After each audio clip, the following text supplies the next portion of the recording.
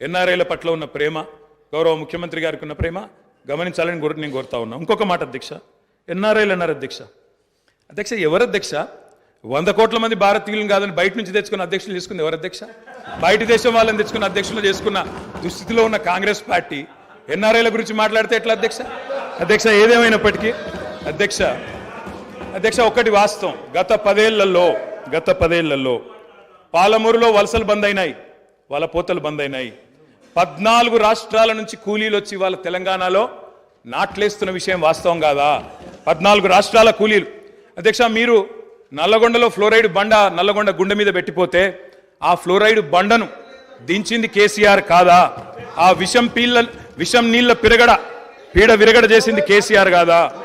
తెలంగాణను ఫ్లోరోసిస్ రహిత రాష్ట్రంగా పార్లమెంటులో ప్రకటించింది కేంద్ర ప్రభుత్వం కాదా? ఇది అబద్ధం అంటారా?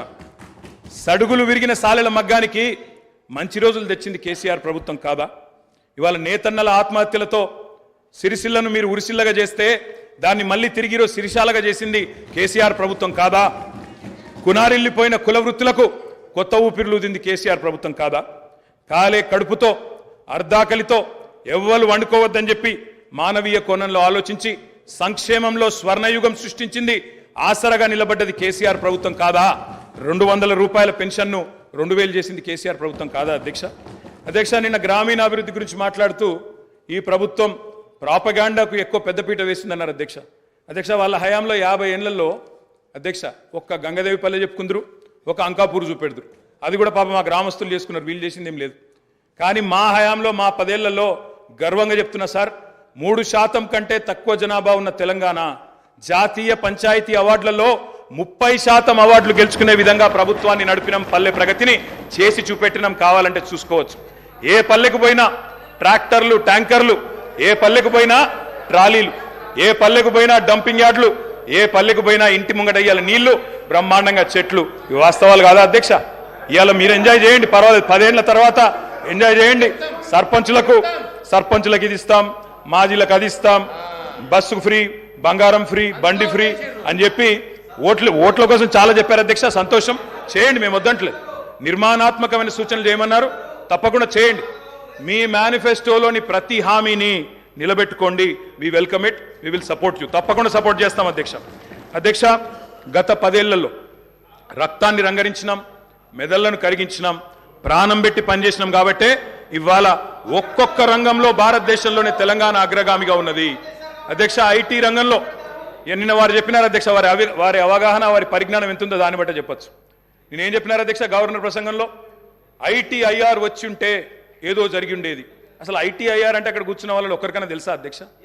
అసలు అది ఏందో తెలియదు అధ్యక్ష. నేను అడుగుతా ఉన్నా, ఇన్ఫర్మేషన్ టెక్నాలజీ ఇన్వెస్ట్మెంట్ రీజన్ ఏం చెప్పిన అధ్యక్ష? అందులో ఇన్ఫర్మేషన్ టెక్నాలజీ ఇన్వెస్ట్మెంట్ రీజన్ ప్రపోజల్లో 2013లో ఆనాడు UPA ప్రభుత్వం పెట్టినప్పుడు ఏం చెప్పారు అధ్యక్ష? అందులో ITIR అనేది కనుక వస్తే 2035వ సంవత్సరం కల్లా, 2035 అంటే ఇంకా 11 ఏళ్ల తర్వాత, 12 ఏళ్ల తర్వాత మనం అంటే ఉమ్మడి ఆంధ్రప్రదేశ్, ఆ రోజు ఇంకా తెలంగాణ అన్న మాట లేదు 2013లో, ఉమ్మడి ఆంధ్రప్రదేశ్గా మనం 2,09,000 కోట్ల ఎగుమతులకు చేరుకుంటాం 2035 కల్లా అని చెప్పారు ITIR ప్రపోజల్లో.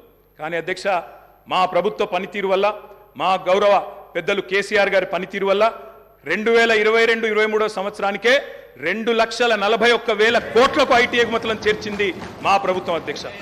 ITIR లేకున్నా కేంద్రంలో ఉన్న బీజేపీ మోకాలు అడ్డం పెట్టినా అధ్యక్ష ఆ 2035 టార్గెట్ను ITIR ఇయ్యకపోయినా సాధించిన ఘనత మా ప్రభుత్వానిది, మా నాయకుడు కేసీఆర్ది అనే మాట నేను గుర్తు చేస్తా ఉన్నా అధ్యక్ష. విచిత్రం ఏంటంటే మేము వాస్తవాలు చెప్తుంటే వాళ్ళకి బాధ అవుతుంది. అభ్యుదయం అంటే అర్థం తెలియని వాళ్ళు ఇవాళ అవాస్తవాలు చెప్తుంటే మేము చూస్తా కూర్చోవాలన్నా సార్? నిజాలు చెప్పాల్సిన బాధ్యత మా మీద ఉన్నది అధ్యక్ష. వారు చెప్పారు నిన్న మేము 2 గ్యారంటీలు అందులో చెప్పినారు, ఏది గవర్నర్ గారి ప్రసంగంలో 2 గ్యారంటీలు ఆల్రెడీ అమలు చేసినామన్నారు అధ్యక్ష. ఇది అధ్యక్ష వాళ్ళు ఇచ్చిన 6 గ్యారంటీలు ఇవి. ఇక్కడ కూర్చున్న ముఖ్యమంత్రి గారు సంతకం పెట్టినరు, ఉప ముఖ్యమంత్రి గారు కూడా సంతకం పెట్టినరు. 6లో 2 అమలైపోయినాయి అన్నారు అధ్యక్ష. ఏంది అధ్యక్ష? మహాలక్ష్మిలో ఏం చెప్పినరు? ప్రతి నెల మహిళలకు 2,500 రూపాయలు, 500 రూపాయలకే సిలిండరు, ఉచిత బస్సు ప్రయాణం. అదేవిధంగా చేయూత అని ఇంకోటి ఉంది అధ్యక్ష, 4,000 రూపాయలు నెలవారీ పెన్షన్, అదేవిధంగా 10 లక్షల రాజీవ్ ఆరోగ్యశ్రీ. బయటనేమో పోస్టర్లు వేసుకున్నారు, 2 రోజుల్లోనే 2 గ్యారంటీలు చేసినాం అధ్యక్ష. ఏం చేసిండ్రు అధ్యక్ష? మహాలక్ష్మిలో ఉచిత బస్సు ప్రయాణం అనేది అంటే 3వ వంతు, ఆ 3వ వంతు కూడా మొత్తం చేయలే. సూపర్ లగ్జరీ కూడా ఫ్రీ అని పెట్టిండ్రు ఇచ్చినప్పుడు గ్యారంటీ కార్డుల మీద. ఇచ్చింది మాత్రం ఈరోజు పల్లె వెలుగు, సిటీ బస్సులు, ఆర్డినరీ బస్సులు, ఎక్స్ప్రెస్ బస్సులు తప్ప లగ్జరీ లేదు, గరుడ లేదు అధ్యక్ష. ఇంకోటి మరి నేను అడుగుతా ఉన్న రాష్ట్రంలోని మహిళలందరి తరపున ఎవరైతే మీకు ఓటేసినారో వారందరి తరపున, ఓటు వేయని వారి తరపున కూడా అధ్యక్ష ఈ 2500 రూపాయలు మహిళలకు ఇచ్చే కార్యక్రమం, రాష్ట్రంలోని మహాలక్ష్మి కార్యక్రమం 1.5 కోటి ఆడబిడ్డలు ఎదురు చూస్తూ ఉన్నారు. 1.5 కోటి మంది ఆడబిడ్డలు ఎదురు చూస్తూ ఉన్నారు. మా ఖాతాల్లో 2500 రూపాయలు ఎప్పటి నుంచి పడతాయి? 100 రోజుల్లో పూర్తి చేస్తామన్నారు. మార్చి 17 మీకు కౌంట్ డౌన్ స్టార్ట్ అయింది. డిసెంబర్ 7 స్టార్ట్ అయింది. మార్చి 17కు 100 రోజులు నిండుతుంది. ఆ 100 రోజుల లోపల 1.5 కోటి మంది మహిళల ఖాతాల్లో 2500 వేస్తారా అయ్యారా? 90 లక్షల తెల్ల కార్డులు ఉన్నాయి. 90 లక్షల తెల్ల కార్డులకు మరి సిలిండర్ ఇస్తారా అయ్యారా? చూస్తాం అధ్యక్ష.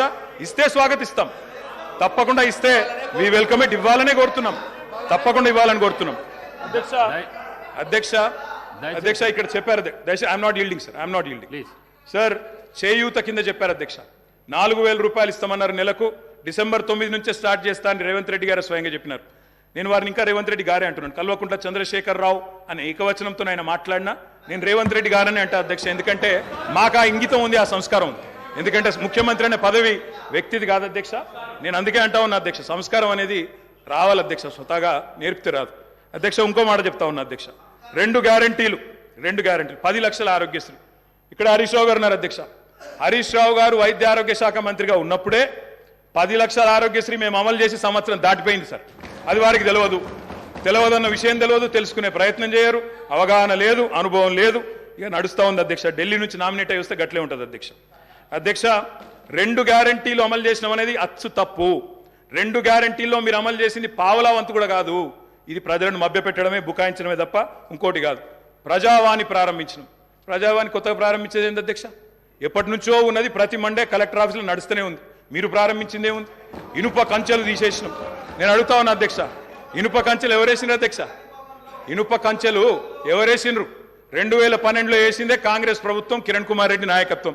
వాళ్ళు వేసిన కంచెలు వాళ్ళే తీసి ఆ ఇల్లును బట్టన్న కప్పచెప్పి ఇప్పుడు అక్కడ ముఖ్యమంత్రి ఉంటలేరు కాబట్టి సహజంగా అక్కడ సెక్యూరిటీ అవసరం లేదని సెక్యూరిటీ తీసేసి దానికి మేమేదో గోడలు బద్దలు కొట్టినాం, కంచెలు తీసేసినాం అధ్యక్ష. ఈ బిల్డప్లు ప్రజలు నమ్మరు అధ్యక్ష.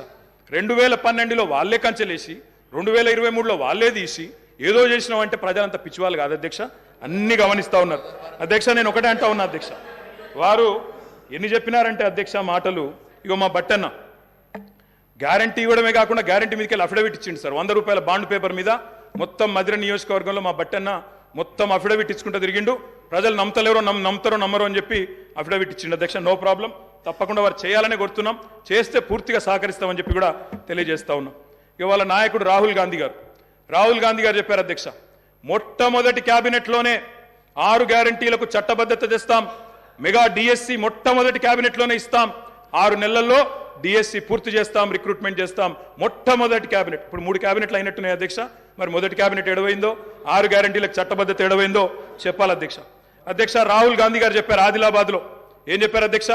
24 గంటల్లోనే, ఇది నేను చెప్తలేను అధ్యక్ష, హిందుస్థాన్ టైమ్స్ రాసింది. 24 గంటల్లోనే 2 లక్షల రూపాయల రుణమాఫీ చేస్తాం రైతులకు. ఇది రాహుల్ గాంధీ గారు చెప్పిన మాట. నిలబెట్టాలని చెప్పి నేను కోరుతా ఉన్నా.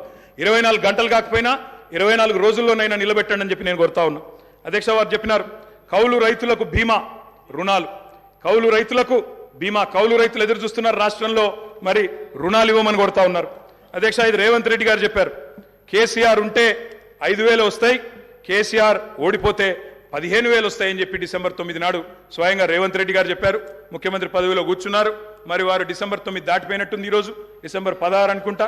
15,000 ఎడబోయినాయని చెప్పి రైతులు అడుగుతా ఉన్నారు. రేవంత్ రెడ్డి గారు మీరు సమాధానం చెప్పేటప్పుడు చెప్పాలని కోరుతా ఉన్నాం. ఆ రోజు షిప్పింగ్ పోర్ట్ఫోలియో ఇస్తే అధ్యక్ష, షిప్పింగ్ పోర్ట్ఫోలియో ఇస్తే అధ్యక్ష, ఒక్కటే నిమిషం, ఆ రోజు డిఎంకే పార్టీ మాకు షిప్పింగ్ పోర్ట్ఫోలియోగా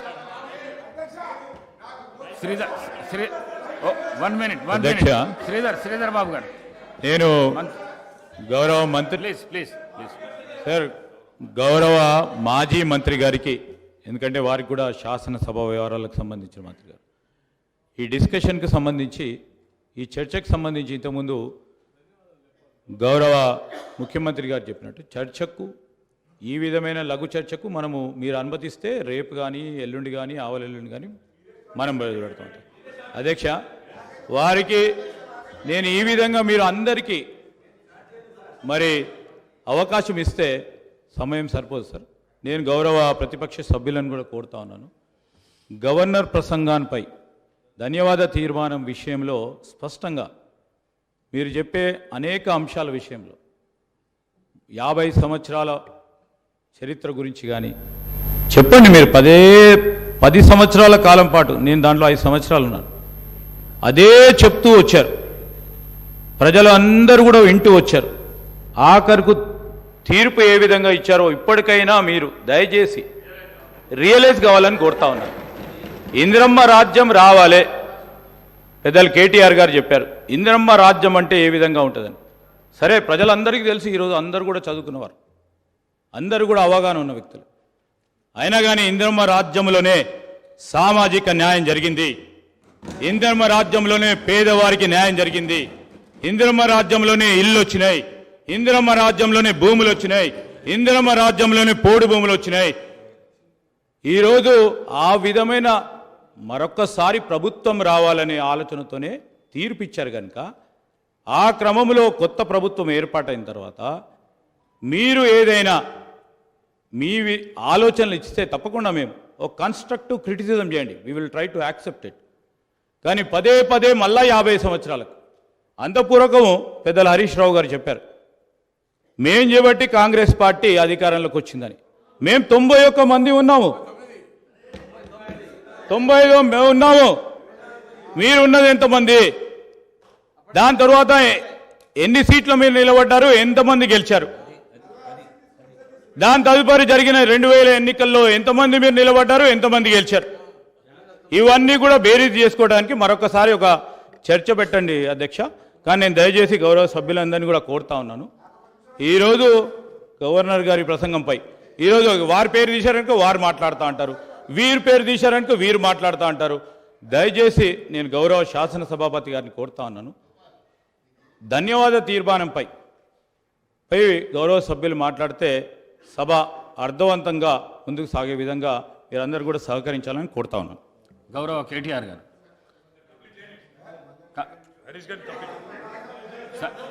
సార్ మీరు గౌరవ హరీష్ రావు గారు మీకు